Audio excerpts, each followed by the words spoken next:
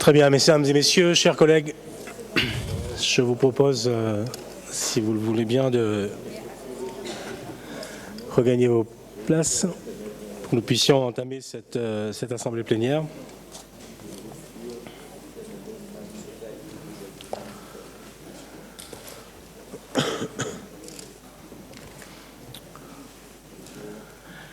Très bien, ainsi que l'usage l'exige, je déclare donc ouverte cette session du Conseil régional.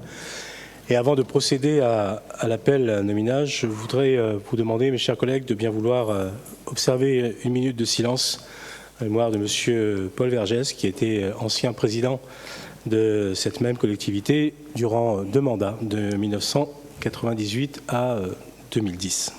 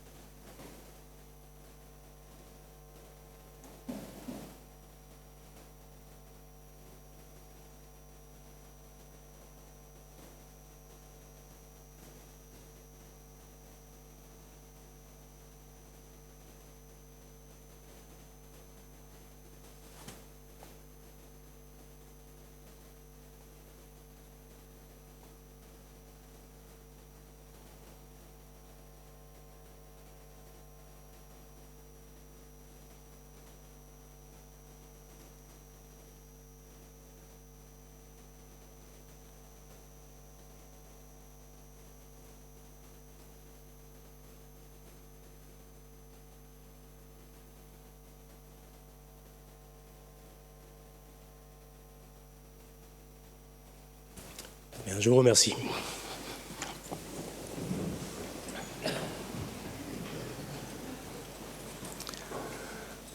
Je voudrais demander à Mme Juliana Ndouama de bien vouloir procéder, s'il vous plaît, à l'appel nominal. Monsieur le Président, chers collègues élus, Mesdames, Messieurs, bonjour. Annette Gilbert. Bassir Nathalie. Bédier Joé. Bello Huguette. Bénard Monique. Bénard Valérie. Cadet Jean-Alain. Coste Yolène. Coipel Sauré Fabienne. Denmont Michel. Dindar Nassima. Foissin Stéphane. Fournel Dominique. Gobalou Virginie. Grondin Louis Bertrand. Guézello Alain. Ouaro Denise. Ouaro Jacquet. Kerbidi Virginie. Lagourgue Jean-Louis. Le Normand Daniel. Limossim Linda. Lorion David. Mdouma Juliana. Moutou Komora Poulet Sylvie. Présente. Moutou Sami Anda Jean-Gaël. Murin Waro Aline. Nabeneza Karine. Nativelle Lorraine. Noël Nathalie. Patel Ibrahim. Payette Vincent. Picardo Bernard. Profil Patricia.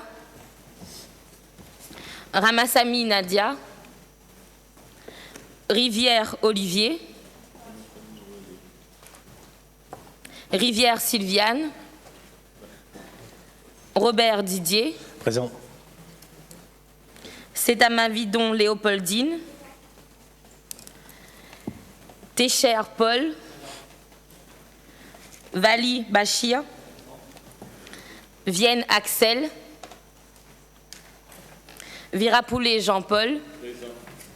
Vitry Faouzia. Et Wonfaïn Marie-Rose. Très bien, merci beaucoup, chers collègues. Je constate donc que le quorum est atteint et que donc notre assemblée peut ce matin valablement délibérer. Je voudrais vous remercier, chers collègues, de votre présence, saluer le président et représentants du CCE et du Césaire et remercier donc également notre payeur général pour sa présence à cette assemblée plénière. Je voudrais vous rappeler rapidement donc l'ordre du jour de notre assemblée plénière. Projet de budget primitif pour l'exercice 2017. Budget région, l'approbation de l'évaluation des charges et des ressources transférées pour le transport dans le cadre du transfert des compétences du département à la région Réunion. Budget région toujours, mise en place d'un budget annexe pour le transport. BP 2016, titre de recettes, annulation, admission en nos valeurs, remise gracieuse et provisions. Délégation possible de compétences économiques au département et projet de convention relative aux interventions du département en matière de développement économique et agricole. Schéma régional de développement économique, d'internationalisation et d'innovation. Programmation pluriannuelle de l'énergie de la Réunion pour les périodes 2016-2018 et 2019-2023. Rapport annuel 2016 sur la situation en matière d'égalité entre les femmes et les hommes. Et enfin, désignation des conseillers régionaux au sein des commissions sectorielles. Avant de passer au premier point à l'ordre du jour, j'ai été rendu destinataire d'un certain nombre de motions et je vais demander à leur auteur de bien vouloir nous en faire lecture, s'il vous plaît. Motion déposée par monsieur Jean-Alain Cadet, élu régional LVR, s'il vous plaît. Vous avez la parole. Merci, Monsieur le Président. Me permettez-vous, juste avant de parler de la motion, de faire une petite déclaration? Je vous en prie, chers collègues. Monsieur le Président, je souhaite signifier, mesdames et messieurs, chers collègues, je souhaite signifier à l'Assemblée qu'en 2016, il a été compliqué de travailler correctement en l'absence de bureau à la pyramide, au contraire des autres collègues de la majorité qui ont plus de temps sur place et les moyens de travailler, peuvent consulter dans les temps les dossiers, surtout quand ils sont nombreux. Les élus de l'opposition doivent bricoler et se débrouiller pour pouvoir travailler sereinement.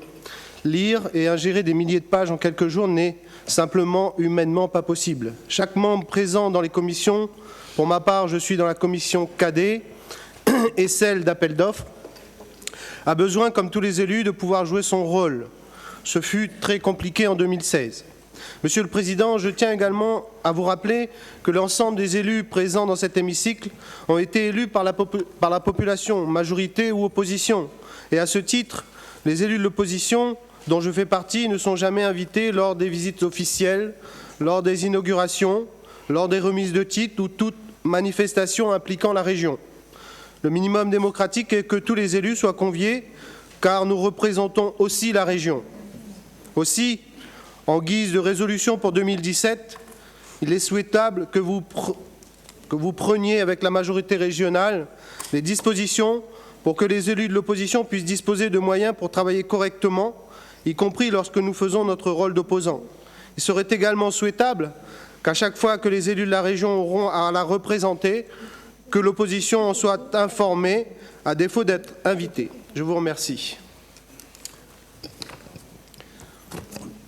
Juste une remarque par rapport à la proposition que vous formulez. Je rappelle tout simplement ici qu'il y a un respect strict de la législation et de la réglementation en vigueur en ce qui concerne les droits des oppositions.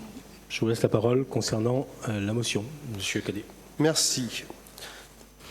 Monsieur le Président, chers collègues, conseillers régionaux, mesdames et messieurs, 52% des Réunionnais en dessous du seuil de pauvreté, un chiffre connu et répété par tous, nous rappelle combien la situation de la population réunionnaise est catastrophique et pire, ne s'améliore pas.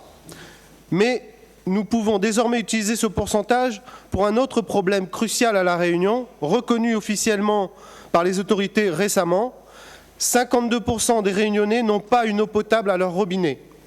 Pour être exact, 47% des abonnés sont alimentés par des réseaux ne garantissant pas une sécurité sanitaire suffisante du fait de l'absence de traitement de clarification des eaux d'origine superficielle avant désinfection. Enfin, 5% des abonnés sont alimentés par des réseaux pour lesquels le risque sanitaire est avéré, détection de parasites pathogènes ou permanents, absence de désinfection. Cette situation est alarmante car chacun peut comprendre l'importance de l'eau et d'une eau la plus pure possible pour notre corps. Trop de pathogènes restent présents dans l'eau, avec 3 fois plus de gastro-entérite à La Réunion qu'en métropole, avait rappelé le directeur général de l'ARS, François Maury, en juin dernier, lors de l'annonce d'un plan d'action pour l'amélioration de la qualité de l'eau sur le département. Selon l'ARS, ce risque omniprésent serait davantage élevé en bout de réseau, là où il se peut qu'il y ait une insuffisance de traitement et que le réseau ne soit pas purgé correctement et assez régulièrement. Cette situation n'est pas durable. Il faut que l'on apporte une réponse aux abonnés, avait souligné le préfet, M. Dominique Saurin. Les abonnés, par leur redevance, participent au financement et à l'amélioration du réseau. Pour preuve, la dernière séance du conseil d'administration de l'Office de l'eau de la Réunion de l'année 2016 a validé le budget primitif 2017. Celui-ci s'élève à 18,21 millions d'euros, dont 92,5% des recettes proviennent des redevances d'usagers de l'eau et 7% des subventions pour la mise en œuvre d'actions de programmes de recherche financés par l'Union européenne, l'État, l'ONEMA et le conseil départemental. Ce sont bien les usagers, dans le cas présent, qui alimentent l'Office de l'eau, sans jeu de mots. Quelles conséquences pour les Réunionnais et quelles solutions ? 3 fois plus de gastro-entérite à La Réunion qu'en métropole. Le plan de l'ARS et de la préfecture consiste à structurer l'encadrement réglementaire en renforçant les mesures pendant les périodes de non-conformité. Le deuxième axe consiste à construire des usines de potabilisation en encourageant les collectivités et enfin informer la population. La préfecture a déjà mis en demeure plusieurs communes avec des arrêtés préfectoraux. Particulièrement concernées par ce problème, les communes de Bras-Panon, l'Étang Salé, Petite-Île, Saint-Pierre, Saint-Louis, Salazie, Sainte-Suzanne, Saint-André, Sillaos, Le Tampon, entre autres. Je me fais l'écho d'une initiative d'un Tamponnais qui a lancé une pétition sur le site Avaz en direction des distributeurs d'eau, et je le cite. « Nous, population de l'île de la Réunion, dont les secteurs où les villes sont en risque orange, risque microbiologique potentiel, soit 50,98% de la population, ou rouge, risque microbiologique avéré, soit 2,07% de la population, demandons à nos différents distributeurs en eau potable du robinet, Sudéo, Veolia, SPL Sourcéo, La Créole, Récil et les différentes régies communales, le remboursement de nos factures ou la baisse permanente de nos prochaines factures jusqu'à l'amélioration des réseaux et de la qualité. Une meilleure information sur la qualité de l'eau et sur les effets des produits chimiques de traitement sur l'organisme humain, analyse détaillée désormais sur nos prochaines factures, ainsi que l'accélération de commencement des travaux qui sont prévus à certains endroits pour améliorer la qualité de l'eau. Je continue. Nous vous demandons donc de prendre vos responsabilités face à la population, que chaque organisme assume ses responsabilités sans la rejeter sur les autres, que la justice fasse son travail et que les politiques fassent le nécessaire pour vous aider dans l'accélération des travaux prévus à certains endroits afin d'améliorer au plus vite la qualité des réseaux, de l'eau ainsi que la qualité de vie de la population. Au total, plus de 53% de la population est en zone de risque microbiologique potentiel ou avéré. Car nous vous rappelons que l'eau, c'est la vie et qu'on ne doit pas jouer avec la santé des gens. Par cette pétition, nous vous signalons notre mécontentement, faisons réclamation et vous demandons de prendre vos responsabilités. Je reprends la suite de ce texte. Sans être spécialiste, je vous dresse ici un constat sur 3 éléments de l'analyse de l'eau, en sachant bien entendu qu'il y a des dizaines de substances qu'il conviendrait d'analyser finement pour être certain de ce que l'on consomme. 1. Risque de contamination biologique. Les risques de contamination biologique peuvent provenir d'une pollution chronique ou accidentelle de la ressource en eau par des activités humaines, industrielles ou agricoles, d'une mauvaise protection des captages, d'un équipement inadapté ou d'un mauvais entretien des installations de traitement, d'une pollution du réseau de distribution, défaut d'entretien, retour d'eau dû à une dépression et des branchements particulièrement pollués. Situation à La Réunion, les particules physiques présentes dans l'eau perturbent les procédés de désinfection. Ainsi, pour assurer une maîtrise totale de la désinfection de l'eau, il est nécessaire d'éliminer au préalable toutes ces particules de l'eau par un procédé de filtration. Le risque parasitaire. L'origine superficielle de la ressource utilisée en l'absence de clarification génère un risque de parasites intestinaux du type Giardia et Christoporidium dans l'eau distribuée. Ces micro-organismes, sur lesquels le chlore est inefficace, peuvent occasionner des gastro-entérites dont la gravité varie en fonction de la sensibilité des personnes exposées. La présence de parasites intestinaux dans plusieurs ressources en eau de surface exploitées pour l'alimentation de la population à La Réunion a été mise en évidence et confirme la nécessité d'équiper les réseaux alimentés par des eaux de surface en usines de clarification. Le deuxième point, les nitrates. Des eaux souterraines plus impactées. Concernant les eaux souterraines, on observe la présence de nitrates à des teneurs supérieures à 10 mg par litre, soit 41% des ressources à La Réunion, soit 3 fois plus qu'il y a 20 ans, ce qui traduit l'apparition d'un risque d'accumulation des nitrates dans certaines nappes d'eau de La Réunion. Le risque sanitaire, dans l'appareil digestif, les nitrates peuvent être transformés en nitrites qui présentent des risques sanitaires. L'ingestion de fortes doses de nitrates peut être particulièrement grave chez les nourrissons en raison de la faible acidité de leur estomac et de la présence d'entérobactéries nitrifiantes qui favorisent la réduction des nitrates en nitrites. Les nitrites peuvent alors provoquer une intoxication mortelle par empoisonnement du sang en oxydant l'hémoglobine, empêchant celle-ci de fixer et de transporter l'oxygène dans les tissus. Cette infection est appelée, c'est un nom un peu compliqué. Par ailleurs, les nitrites sont susceptibles de former des nitrosamines dont certains sont suspectés d'être cancérigènes malgré des données toxicologiques insuffisantes. Situation à La Réunion. En 2015, les contrôles effectués par l'ARS montrent que 80% des captages délivrent une eau de bonne qualité sur le paramètre des nitrates, ce qui signifie que 20% des captages ont une teneur en nitrates inquiétante. Enfin, le troisième point sur lequel je me suis penché, les pesticides. Situation de La Réunion. Les contrôles réalisés en 2015 ont détecté la présence de pesticides sur 14% des captages. La région Est et Sud sont les plus impactées par la présence de pesticides dans les nappes phréatiques, en lien avec une activité agricole plus importante. Les principales molécules détectées proviennent d'herbicides qui résultent de la dégradation d'un pesticide interdit depuis 2003, l'atrazine, montre que la contamination des ressources en eau résulte pour partie d'un phénomène de relargage des sols avec effet retardataire. Donc depuis 2003 interdit, mais ça existe encore aujourd'hui. À un degré moindre, parmi la vingtaine de matières actives identifiées, les autres substances les plus souvent retrouvées sont le glyphosate, le duron et le métachlore, herbicide. La Commission européenne a lancé une vaste opération de révision des produits sanitaires qui s'est traduite par le retrait du marché de nombreuses substances depuis 2003. En complément du plan national Ecophyto 2018, qui a pour objectif de réduire de moitié l'usage de pesticides sur une période de 10 ans et de supprimer progressivement du marché les molécules les plus dangereuses, il est fondamental d'engager un programme d'action de proximité à l'échelle de l'île, ciblé sur les bassins hydrographiques prioritaires pour préserver la qualité de ressources en eau. L'instauration des périmètres de protection autour des captages permet entre autres de réglementer l'utilisation de phytosanitaires et constitue également un outil de prévention important. Toutes ces données sont disponibles et officielles sur le site que l'ARS a mis en place, je cite www.eaudurobinet.re, pour prendre connaissance de la qualité de l'eau de son secteur. Monsieur le Président, je fais une proposition à cette Assemblée. Mes chers collègues, devant cette situation catastrophique, et puisque dans le meilleur des cas, la situation ne sera pas normale avant 3 ans, je propose aux élus régionaux de prendre une mesure que je vais décrire ci-après en quelques phrases. D'abord, il convient d'avoir une vision globale et à long terme de ce sujet. Avant de traiter l'eau, il convient de protéger cette ressource de toute agression par les effets induits de l'agriculture, l'industrie, le traitement et la mise en dépôt des déchets, y compris ceux issus de ces traitements. Ensuite, à court et à moyen terme, je propose que la région finance ou aide au financement d'unités individuelles de filtration pour les personnes les plus fragiles et les plus modestes.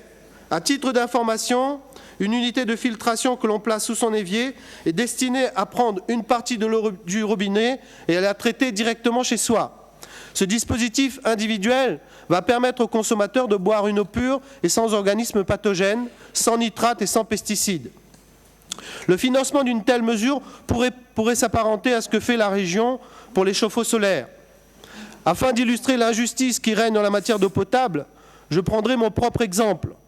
Je me suis équipé d'une unité individuelle de filtration cette année en 2016.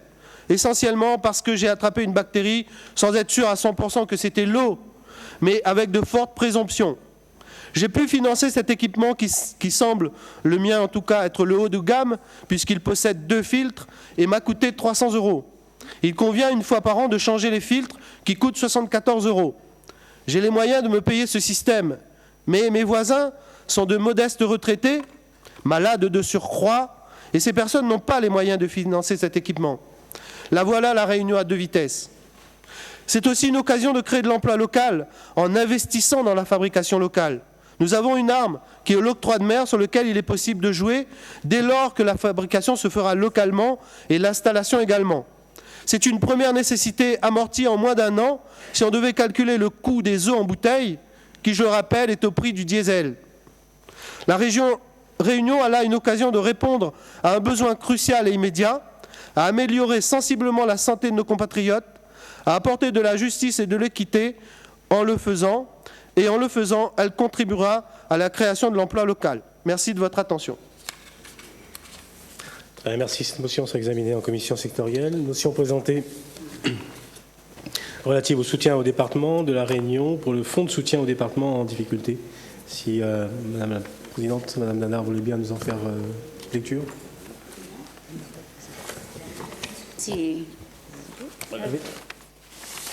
Merci. D'abord, merci Monsieur le Président d'être solidaire à la demande du département de la Réunion pour la compensation ou la non-compensation du RSA. En quelques mots, l'État a proposé au département en difficulté l'année dernière une enveloppe de 50 millions d'euros pour faire face aux dépenses liées à l'augmentation du RSA. Cette année, cette enveloppe a été multipliée par 4 et l'enveloppe concerne 200 millions d'euros. Contrairement à l'année dernière, le gouvernement a choisi de distinguer l'ensemble du territoire national avec une enveloppe conséquence réservée aux départements de France et de Navarre et une enveloppe moindre réservée aux départements et territoires d'outre-mer. 30 millions d'euros ont été réservés donc aux départements et territoires d'outre-mer et dans ces 30 millions d'euros, 20 millions d'euros ont été donnés à la Guyane et plus de 10 millions d'euros à Saint-Martin, qui n'est pas un département d'outre-mer, alors même que Saint-Martin est un département, enfin un territoire avec 35 000 habitants, c'est-à-dire considéré comme une petite commune de l'île. C'est une collectivité ultramarine.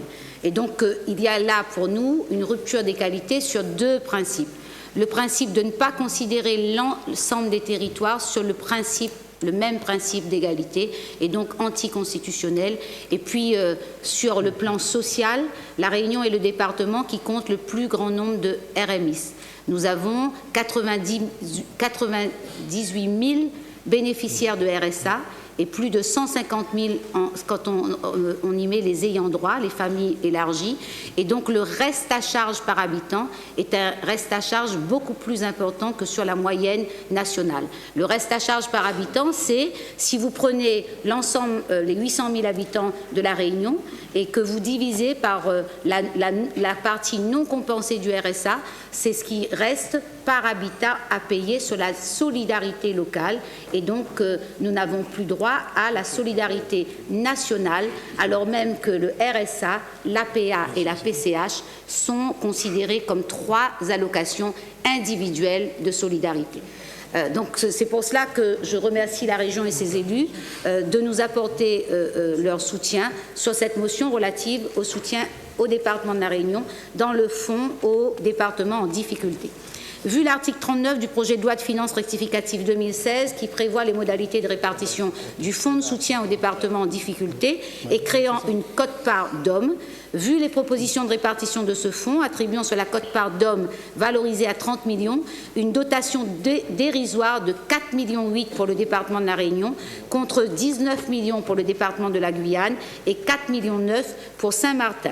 Considérant que la situation économique et sociale défavorable sur le territoire réunionnais, un taux de chômage avoisinant les 30%, et je rejoins ce que vous venez de dire, Monsieur Cadet, sur effectivement l'ensemble des difficultés que rencontre notre territoire, 42% de la population vivant au-dessous du seuil de pauvreté, ça vient d'être dit, plus de 97 000 bénéficiaires de RSA, considérant la situation du Conseil départemental de la Réunion, dont les dépenses relatives aux allocations individuelles de solidarité représentent 51,7% des dépenses de fonctionnement, soit le taux le plus élevé de tous les départements français, Considérant que 80% de la quote-part d'hommes bénéficie à 2 collectivités d'outre-mer, la Guyane, au regard de son taux d'épargne brute négatif, moins 3,1%, et Saint-Martin, compte tenu de son reste à charge de RSA habitant 272 € par habitant, le poids des aides accordées à ces deux territoires est ainsi supporté exclusivement par l'enveloppe outre-mer. Considérant que les départements du Nord et de Seine-Saint-Denis, qui présentent une structure sociale proche de celle du département de La Réunion, bénéficient d'une dotation respectivement de 24,8 millions d'euros et de 24,7 millions d'euros. Considérant les stimulations réalisées par un cabinet spécialiste des finances publiques qui démontre que l'intégration de l'outre-mer, hors Guyane et Saint-Martin, dans le droit commun, permettrait à notre département de percevoir 25,7 millions d'euros au titre du Fonds de soutien 2016, alors que le projet de loi de finances prévoit 4,8 millions pour le département de La Réunion. Demande le respect du droit à l'égalité, à la nécessité de traiter l'outre-mer de manière équitable par rapport à l'ensemble métropolitain, apporte leur soutien plein et entier à la proposition des élus du Conseil départemental de La Réunion pour la création d'une enveloppe spécifique pour la Guyane et Saint-Martin, tout en intégrant La Réunion, la Martinique et la Guadeloupe dans l'enveloppe du droit commun dans le cadre de la répartition du Fonds de soutien 2016 pour les départements. Je vous remercie. Très bien, merci chers collègues. Compte tenu de l'urgence et avec l'accord de sa rédactrice, je vous propose que nous puissions effectivement peut-être valider donc, dès maintenant cette motion donc, dans le cadre de l'urgence. Est-ce que quelqu'un y voit une opposition, une remarque particulière? Est-ce que nous pouvons ouvrir les débats? Je vous propose d'ouvrir les débats sur cette question. Est-ce qu'il y a des remarques? Je vous en prie, chers collègues.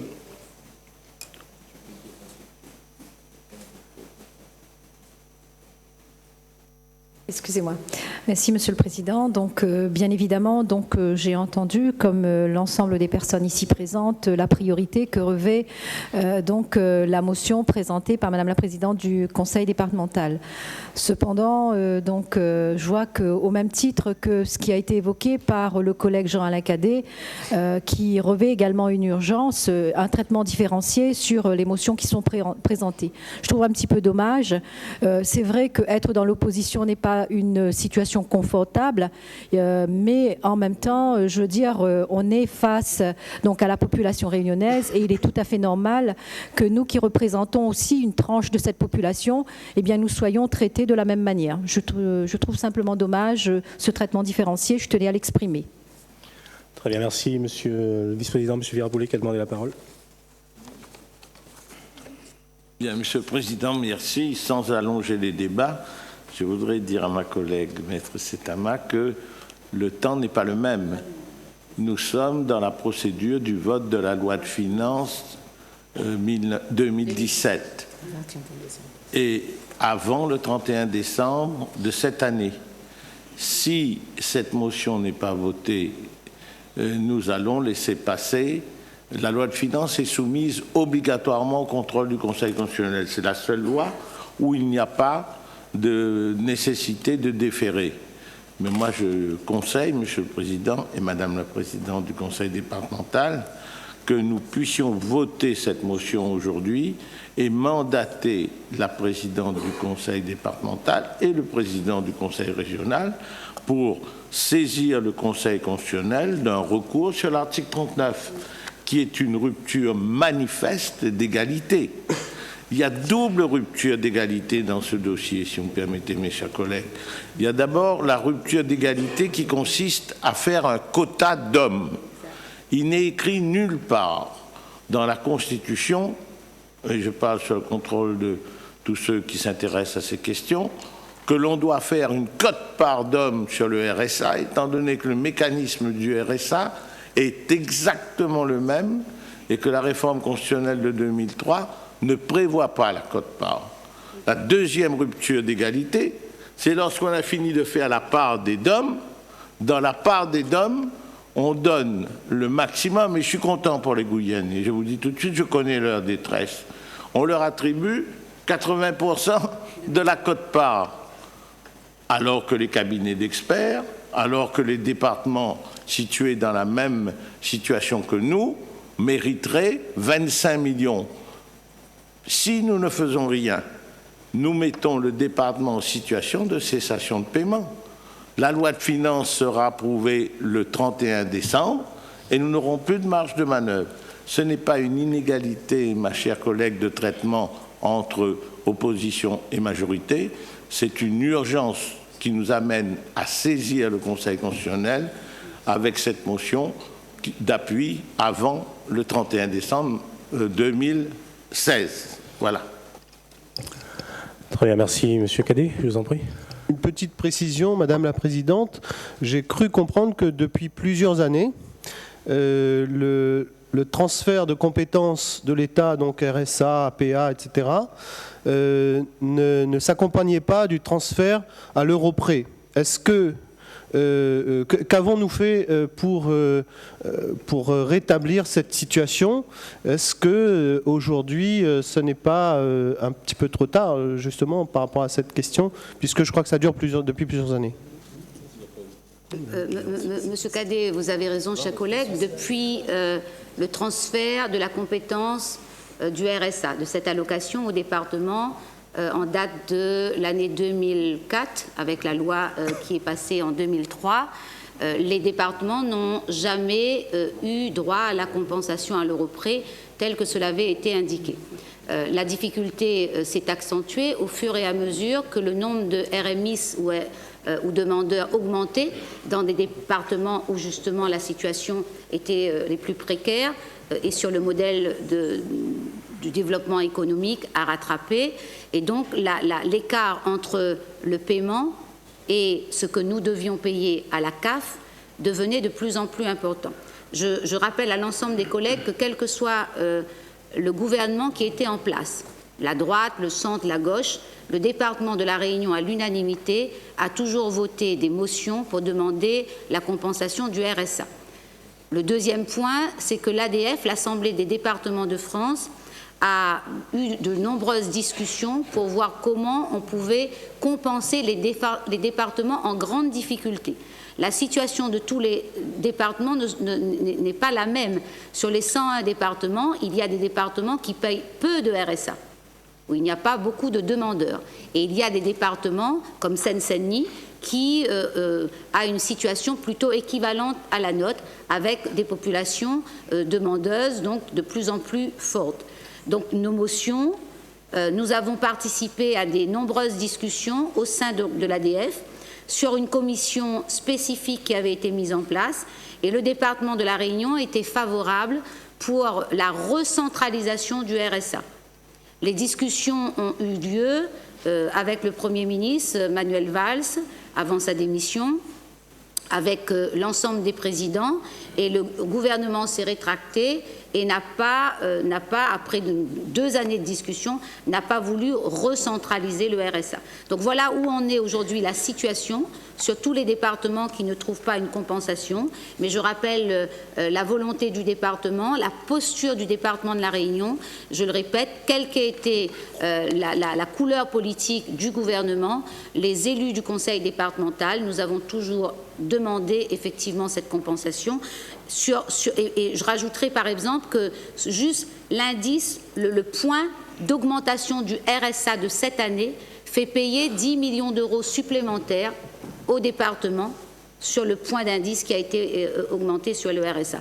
Donc ce que nous faisons aujourd'hui, ça n'est pas lié au gouvernement actuel. Par contre, ce qui est lié au gouvernement actuel, et je voudrais terminer là-dessus, c'est véritablement la posture de rupture d'égalité. Pour la première fois, les départements d'outre-mer, nous ne rentrons plus dans le droit commun, et le gouvernement français nous fait savoir que vous êtes véritablement des départements à part et que vous ne pouvez pas, sur des fonds de compensation, avoir le même regard, le même traitement que l'ensemble des autres territoires français, de France et de Navarre. Il y a le territoire national et il y a les autres. Très bien, merci. Oui, monsieur Herboulet. Juste un mot, parce que c'est un dossier très important qui pose un principe, l'égalité.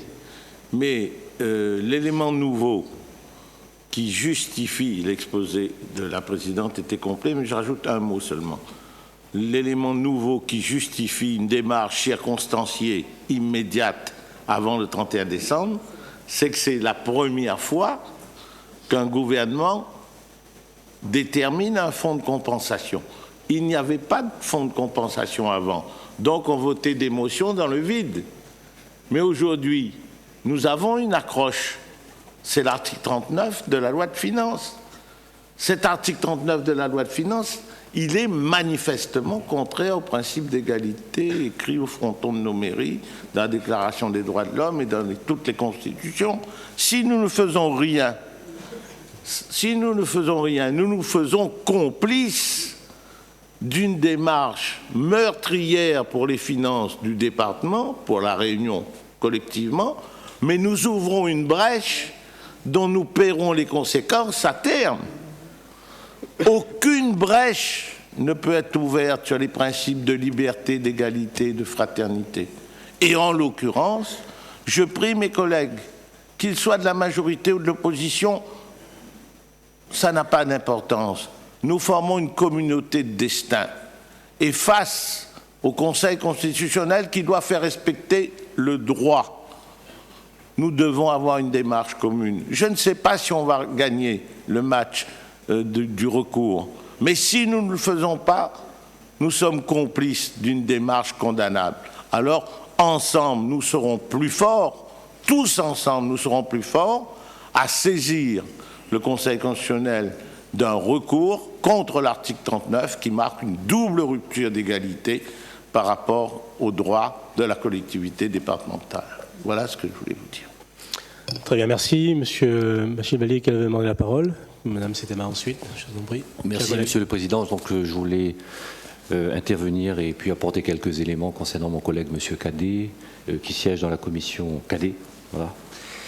Concernant les éléments de la motion que vous rapportez sur les problématiques de l'eau, sur le projet de filtration, etc. Vous l'avez déjà évoqué et ce que je peux dire, c'est que nous avons déjà aussi anticipé ces problématiques-là avec bien sûr donc, des dossiers au niveau des investissements qui sont importants et de vous dire aussi que eh bien, donc, les services travaillent sur ces dossiers-là. Voilà, je voulais apporter quelques précisions. Merci. Très bien, merci. Madame Sitema qui a demandé la parole. Je vous en prie. Merci, Monsieur le Président. Moi, je souhaite dire ici que c'est vraiment regrettable. On est en 2016 et j'ai bien entendu que le problème de la décentralisation relatif au RSA a été posé en 2004. De mémoire, sauf si je me trompe, il s'agissait donc d'un gouvernement qui a décidé de cette mesure et personne n'a estimé utile de s'ériger contre celle-ci qui pénalise les plus démunis d'entre nous. À la veille d'élections qui se profilent à l'horizon, on souhaite présenter une motion et faire croire aux gens qu'en présentant un recours, dit-on, inconstitutionnel, et je remercie pour cela la leçon de droit que je viens de recevoir, eh bien, on pourrait se faire entendre. Je crois qu'il est important que l'opposition et la majorité, bien sûr, unissent les efforts quand il s'agit de préserver l'intérêt des Réunionnais, mais que cela ne se fasse pas au détriment de celle-ci, puisque, visiblement, on souhaite, là encore, travestir la réalité. Ce combat aurait dû être porté il y a presque 10 ans de cela. Il ne l'a pas été et c'est vraiment regrettable. Oui, Madame Dindar, je vous en prie. Non, juste, chers collègues, chère Léopoldine, avec beaucoup d'amitié, je pense que de manière responsable, on ne peut pas dire, et on ne peut pas laisser dire cela. Pourquoi ? Il faut connaître comment a été fait le transfert du RMI à La Réunion. Quand on a créé le RMI, l'enveloppe qui a été allouée à La Réunion a été une enveloppe très importante. Sous un gouvernement de droite, à l'époque, 420 millions d'euros. Et je peux vous le dire, peut-être qu'il faut éteindre les micros, on est allé même chercher des gens pour les inscrire sur le RSA, pour le RMI à l'époque. Il fallait trouver des familles, parce qu'on voulait une belle enveloppe. Il y avait d'autres élus, il y avait des gens responsables à la CAF, et je ne vais pas réécrire l'histoire, mais c'est bien l'histoire de La Réunion. Ce n'est pas une mesure ce matin politicienne. Attention, il serait politicien aujourd'hui de croire que de manière conjoncturelle, nous voulons saisir et le Conseil constitutionnel et le gouvernement. L'ensemble des élus du Conseil départemental, de la droite comme de la gauche, ont voté à l'unanimité la motion qui a été présentée il y a quelques semaines, moi-même et mes élus. Ils l'ont fait les yeux fermés. Pourquoi ?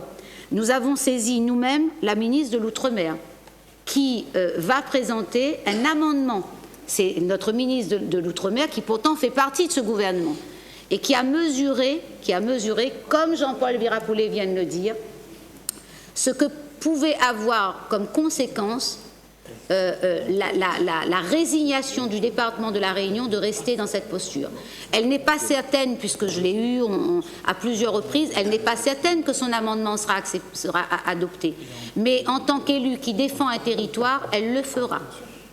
Elle le fera.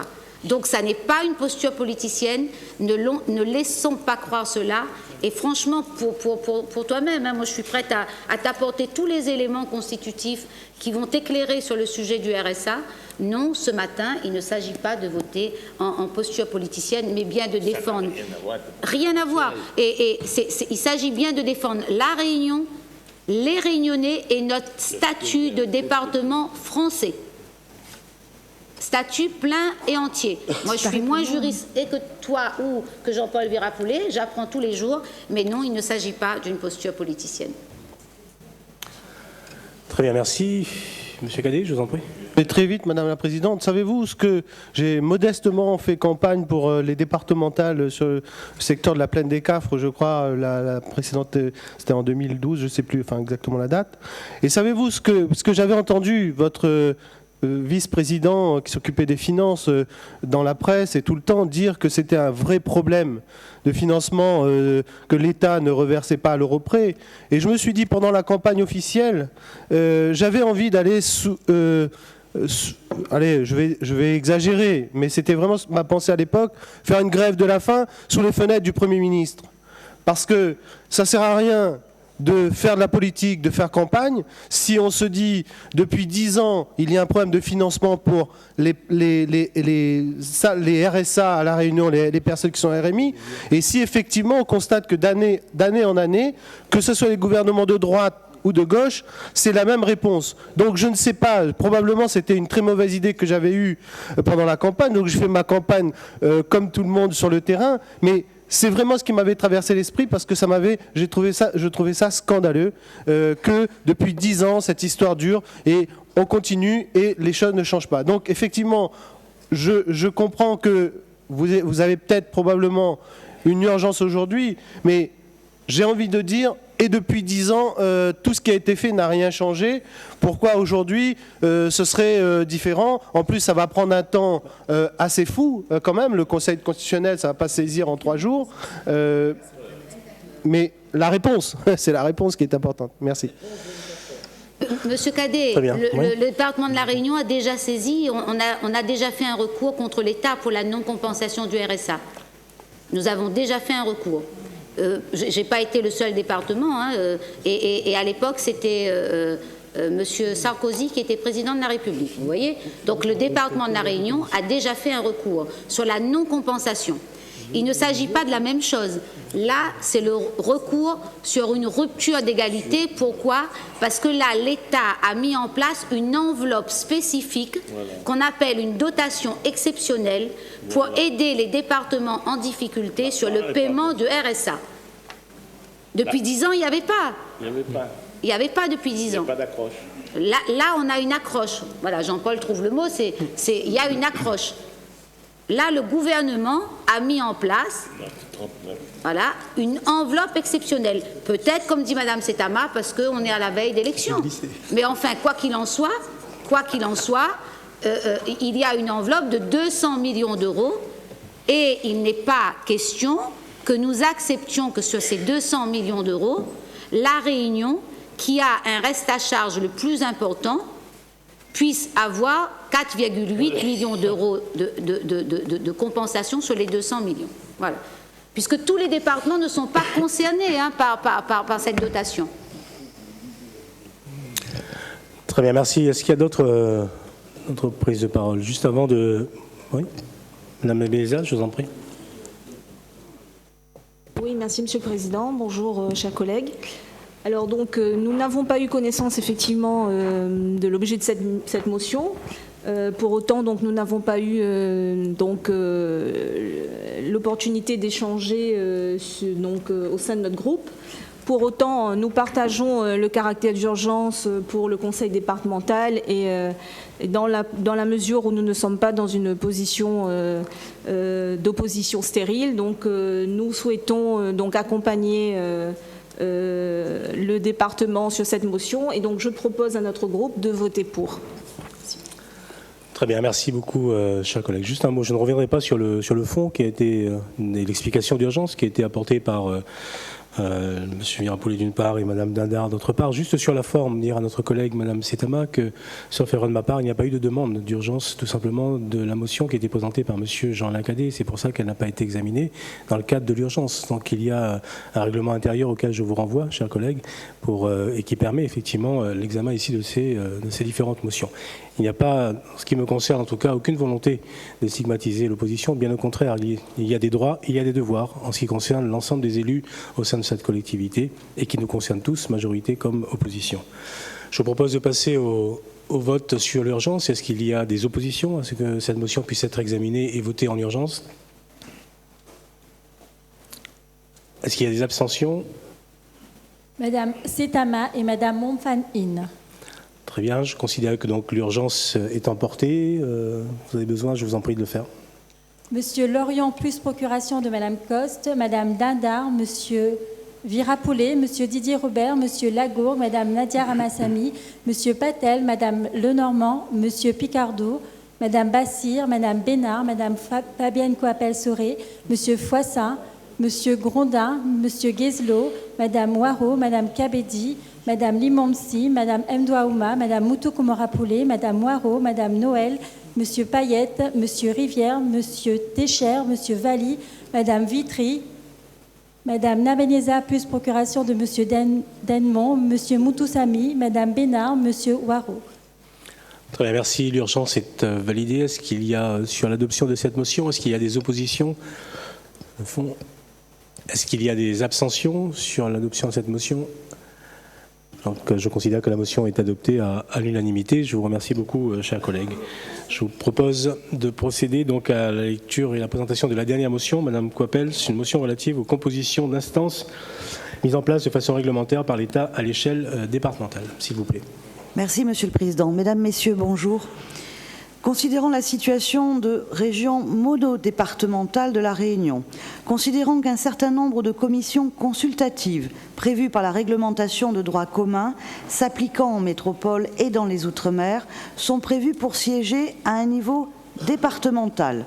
C'est le cas notamment de la Commission départementale de la nature, des paysages et des sites qui formule des avis sur les documents d'urbanisme des communes littorales, qui formule également des avis sur les projets d'infrastructures